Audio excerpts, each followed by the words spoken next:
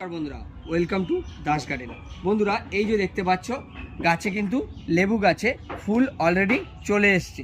তো লেবু গাছে ফুল আসার পরে আমাদেরকে কিন্তু একটা নিয়ম মানতে হবে যে গাছের গোড়া কিন্তু আর শুকনো থাকতে দিলে হবে না। যখন গাছে লেবুর ফুল চলে আসবে লেবু গাছে, তখন কিন্তু এই নিয়মিতভাবে যেমনভাবে জল প্রয়োজন তেমনভাবে কিন্তু গাছের গোড়াতে কিন্তু জল দিতে হবে।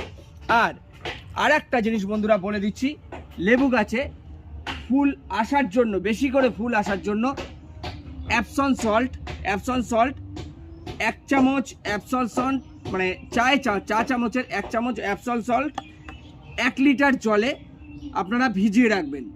ভিজিয়ে রেখে ওটাকে ভালো করে গুলে ওর সঙ্গে আরও 1 লিটার জল পাইল করবেন। পাইল করে গাছের গোড়ায় ভালো করে দেবেন।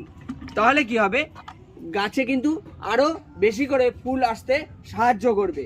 গাছে আরও বেশি করে ফুল হবে। গাছ পুরো এই যে দেখতে পাচ্ছ আমার ভিতরে এই যে দেখতে পাচ্ছ সব কটার ডগায় কিন্তু ফুল বেরোচ্ছে।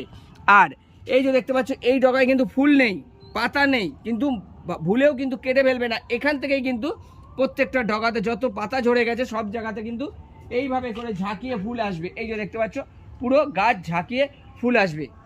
তো কি করতে হবে, গাছের গোড়া নিয়মিত জল দিতে হবে ফুল এসে গেলে।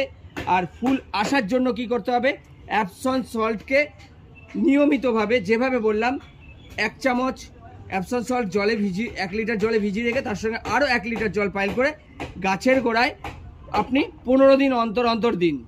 15 দিন অন্তর যদি অ্যাপসন সল্ট দেন, আপনার গাছেও কিন্তু এমনভাবে ঝাঁকিয়ে ফুল আসবে। আর প্রত্যেকটা ফুল থেকে কিন্তু ফলে পরিণত হবে।